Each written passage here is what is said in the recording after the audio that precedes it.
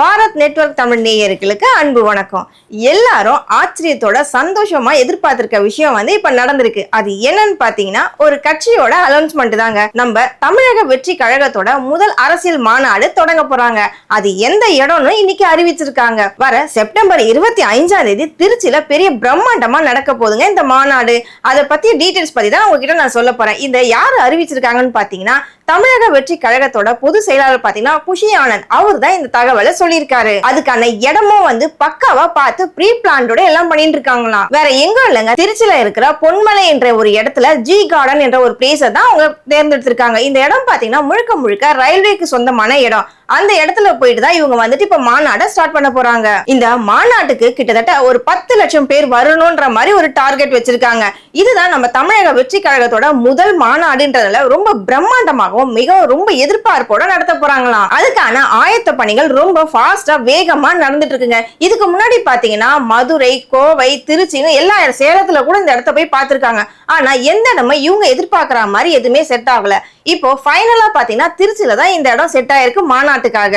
அதுக்கான வேலைகள்லாம் பாத்தீங்கன்னா தமிழக வெற்றி கழகத்துல இருக்கிற உறுப்பினர்கள் எல்லாரும் சேர்ந்துதான் பண்ணிட்டு இருக்காங்க. கிட்டத்தட்ட தமிழ்நாட்டுல இருக்க எல்லா மக்களும் இந்த மாநாட்டுல கலந்துக்கணும்ன்ற மாதிரி தான் அந்த இடம் ரொம்ப பிரம்மாண்டமா பெரிய இடமா தான் இருக்கும். அங்க இதுக்கு முன்னாடி அந்த இடத்துல நிறைய கட்சி கூட்டங்கள்லாம் கட்சி மாநாடுகள்லாம் நடந்திருக்கு. திமுக, அதிமுக, பிஜேபி இப்படி எல்லாருமே அவங்களோட கட்சி மாநாட்டை அந்த இடத்துல நடத்திருக்காங்க. இது ஒரு பெரிய புரட்சியாகவே வெடிச்சிருந்தது. அதனை தொடர்ந்துதான் பாத்தீங்கன்னா தமிழக வெற்றி கழகத்தோட முதல் மாநாடு அப்படிதான் அமையணும்னு ரொம்ப எதிர்பார்ப்போட இருக்காங்க. அது மட்டும் இல்லாம தமிழக வெற்றி கழகம் விஜய் தான் தலைவர் நம்ம எல்லாருக்குமே தெரியும். விஜய் பாத்தீங்கன்னா அவரோட முதல் டார்கெட் என்னன்னா இளைஞர்கள் தாங்க அவரோட முதல் டார்கெட். அதுலயும் குறிப்பா பள்ளி மாணவர்கள் தான் விஜயோட டார்கெட்டா இருக்கு. கடந்த மாசம் கூட பாத்தீங்கன்னா 10th plus 2ல ஃபர்ஸ்ட் 1, 2, 3 ரேங்க் எடுத்த பிள்ளைங்களுக்கு எல்லாருமே அவரு தன்னோட சொந்த செலவுல திருவான்மையூர்ல பாராட்டு விழா நடத்தினாரு. அவங்களுக்கு சர்டிபிகேட் கொடுத்தோம், ஊக்கத்தொகை கொடுத்தோம், சால்வை போத்தியும் ஒரு பெரிய பிரம்மாண்டமாகவே நடத்தியிருந்தாரு. இந்த விஷயம் பாத்தீங்கன்னா இந்த தமிழ்நாடு மட்டும் இல்ல எல்லா இடத்துலயும் ரொம்ப பரபரப்பா பேசப்பட்டது. அங்க வந்திருந்த ஒவ்வொரு ஸ்டூடெண்ட்ஸும் பாத்தீங்கன்னா விஜய நேர்ல பாக்குறதுக்காக நிறைய பேர் வந்திருந்தாங்க. அவங்க கூட சேர்ந்து பெற்றோர்களும் உறவினர்களும் நிறைய பேர் வந்தாங்க.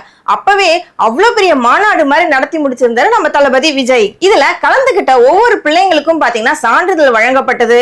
அதுக்கப்புறம் அவங்களை ஊக்குவிக்கும் விதமாக நிறைய விஷயங்கள் நம்ம தளபதி விஜய் பேசியிருந்தாரு. அதுலயும் முக்கியமா என்ன சொன்னார் தெரியுமா? தமிழ்நாட்டுக்கு ஒரு சிறந்த படிச்ச தலைவர்கள் தான் வேணும். தமிழ்நாட்டு அரசியலுக்கு மட்டும் கிடையாது, எந்த துறையா இருந்தாலும் படிச்ச தலைவர்கள் தான் வேணும்னு முக்கியமா சொல்லியிருந்தாரு. அதனால மாணவர்கள் நீங்க எல்லாம் உங்களுடைய படிப்புல தான் முதல்ல கவனம் செலுத்தணும்னு சொல்லியிருந்தாரு. அதுக்கப்புறம் பாத்தீங்கன்னா மாணவர்களை சில அட்வைஸ் எல்லாம் கொடுத்திருந்தாரு நம்ம தளபதி விஜய். அது என்னன்னு பாத்தீங்கன்னா நீங்க உங்க பேரண்ட்ஸ்க்கு அப்புறம் நீங்க ரொம்ப க்ளோஸா இருக்கிறது உங்க ஃப்ரெண்ட்ஸ் கிட்ட தான். உங்க ஃப்ரெண்ட்ஸ் தப்பான வழியில போனா நீங்க தான் அவங்கள திருத்தி நல்ல வழிக்கு கொண்டு வரணும். எப்பவுமே எல்லாருமே தன்னோட ஃப்ரெண்ட்ஸ் கிட்ட தான் டைம் ஸ்பெண்ட் பண்ணுவாங்க. அப்படி இருக்கும்போது உங்களுக்கு தெரிஞ்ச உங்களுக்கு க்ளோஸ் ஆன ஃப்ரெண்டு தப்பான வழியில போனாக்கா அவங்கள கண்டிச்சு திருத்துறது உங்களோட கடமைன்னு சொல்லியிருக்காரு. ஏன்னா சமீப காலமாக போதை பழக்கத்துல சின்ன பிள்ளைங்கள்ல இருந்து மாணவர்கள் இருந்து யங்ஸ்டர்ஸ் வரைக்கும் எல்லாருமே பாத்தீங்கன்னா போதை பழக்கத்துக்கு ரொம்ப அடிமையா இருந்தாங்க.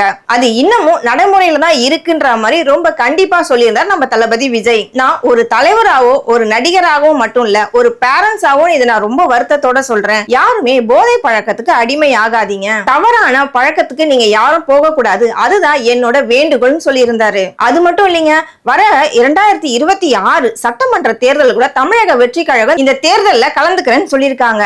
அதுக்கு இப்பத்துல இருந்து ஆயத்த பணிகள் ரொம்ப விறுவிறுப்பா நடந்துட்டு இருக்கு.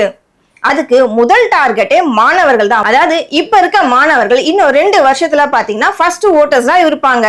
10th plus 2 படிக்கிற பிள்ளைங்களா 18 வயசுக்கு மேல இருக்க யாரா இருந்தாலும் ஓட்டு போடலான்ற உரிமை இருக்கு இல்லையா? அதை டார்கெட் பண்ணி தான் நம்ம தளபதி விஜய் பேசியிருந்தாரு. அது மட்டும் இல்லாம இந்த மாணவர்கள் இளைஞர்களை சேர்ந்து அவங்களை தொடர்ந்து அவங்களோட வீட்டுல இருக்க பேரண்ட்ஸ் உறவினர்கள் எல்லாரும் தன் பக்கம் வருவாங்கன்ற நம்பிக்கையோட தான் சொல்லி இருந்தாரு தளபதி விஜய். இந்த மாணவர்களுக்கான விழா பாத்தீங்கன்னா 2 கட்டமா நடந்ததுங்க. முதல் கட்டம், 2வது கட்டம் சொல்லிட்டு 2 கட்டமா இந்த மாணவர் விழா நடந்தது. இதுல ரெண்டுலுமே பாத்தீங்கன்னா நிறைய ஊருங்கள்ல இருந்து நிறைய தொகுதிகள்ல இருந்து நிறைய மாணவர்கள் பாத்தீங்கன்னா ஒவ்வொரு தொகுதி வாரியா வந்திருந்தாங்க. அவங்களோட சேர்ந்து பேரண்ட்ஸ் மட்டும் இல்லாம அவங்களோட ரிலேட்டிவ்ஸ் எல்லாம் வந்திருந்தாங்க. இது பெரிய கோலாகால திருவிழாவாக நடந்தது திருவான்மியூர்ல. அப்பவே சில பேருக்குலாம் விஜய் மேல ஒரு பயம் வந்துருச்சு. அதாவது எதிர்கட்சி ஆளுங்கட்சி இருக்கிற எல்லா கட்சி கூட்டணி கட்சி மட்டும் இல்லாம எல்லா கட்சிக்குமே ஒரு பயம் வந்துருச்சு விஜய் மேல. இதனை தொடர்ந்து பாத்தீங்கன்னா இன்னொரு முக்கியமான விஷயம் எதிர்பார்க்கப்படுகிறது. அது என்னன்னா, வரக்கூடிய இந்த அரசியல் மாநாட்டுல விஜய் யாரெல்லாம் அழைப்பாருன்ற ஒரு பெரிய எதிர்பார்ப்போட இருக்காங்க. எல்லாரும் சொல்றாங்க என்னன்னா, நாம் தமிழர் கட்சியை சேர்ந்த சீமானை தான் முதலாவது அவர் அழைப்பாரு அப்படின்னு சொல்றாங்க. ஆனா சீமான் இன்னைக்கு நேத்து கட்சி ஆரம்பிக்கல. பல வருடங்களுக்கு முன்பாக விஜய்க்கு முன்பாக கட்சியை ஆரம்பிச்சு நிறைய தொண்டர்கள் சீமானுக்கு இருக்காங்க. கிட்டத்தட்ட விஜய் கம்பேர் பண்ணும்போது சீமான் தான் மூத்தவர் இந்த கட்சி விஷயத்துல. அதனால அவருக்கு இருக்க தொண்டர்கள்லாம் சேர்ந்து அவர் கட்சியில இருக்க உறுப்பினர்கள்லாம் சேர்ந்து இந்த மாநாட்டுக்கு வந்தா மற்றவர்கள் என்ன சொல்லுவாங்க அப்படிங்கிற மாதிரி சில கேள்விகள் எழுந்துட்டு இருக்கு. அதாவது விஜய் சீமானோட கூட்டணி கட்சி வைக்க போறாரான்ற ஒரு கொஸ்டினும் இப்ப எழுது எல்லாருக்குமே. அது மட்டும் இல்லாம விஜய் சீமானை மட்டும் அழைக்க கூடாது, மத்த கட்சியை சேர்ந்த தலைவர்களையும் அழைப்பு விடுக்கணும் அப்படின்னு சொல்லியிருக்காங்க. யாருன்னு பாத்தீங்கன்னா, விசிக கட்சி தலைவர் தொல் திருமாவளவனையும், தேமுதிக பிரேமலதா விஜயகாந்த் அவங்களையும், அதிமுக சேர்ந்த எடப்பாடி ஐயா அவங்களையும், செல்வ பெருந்தகை, இப்படி எல்லாரையும் அவர் அழைப்பு கொடுப்பாரா அப்படின்னு ஒரு எதிர்பார்ப்போட இருக்கு. அதற்கும் காட்டி பாத்தீங்கன்னா திமுக இருக்கிறவங்க அழைப்பு கொடுப்பாரா அப்படின்னு ஒரு கேள்விக்குறியே இருக்குங்க. ஏன்னா இது விஜயோட முதல் அரசியல் மாநாடுன்றதுனால ரொம்ப எதிர்பார்ப்போட எல்லாரும் பார்த்துக்கிட்டு இருக்காங்க. கிட்டத்தட்ட பாத்தீங்கன்னா நம்ம ஜெயலலிதா அம்மையார் அவங்க அதிமுக இருக்கும்போது நிறைய மாநாடு நடத்தி மக்கள் கிட்டயே தன்னுடைய பவரை காட்டினாங்க. அதுக்கப்புறம் பாத்தீங்கன்னா தேமுதிக இருக்க விஜயகாந்த் அவர்களும் ரொம்ப பிரம்மாண்டமா ஒரு மாநாடு நடத்தினாரு.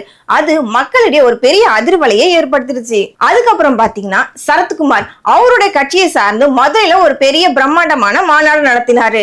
இது எல்லாத்தையும் பாத்தீங்கன்னா இதை பிரேக் பண்ற மாதிரி இப்போ நம்ம உதயநிதி ஸ்டாலின் கூட சேலத்துல 2 வாட்டி இளைஞர் அணி மாநாடு நடத்தினாரு. அதை பார்க்கும்போது வரக்கூடிய நாட்கள்ல தமிழக வெற்றி கழகத்தினோட மாநாடு இதை காட்டின டபுள் மடங்கு ட்ரிபிள் மடங்கு மிக பிரம்மாண்டமா இருக்கும்னு தான் எல்லாரும் எதிர்பார்த்துட்டு இருக்காங்க.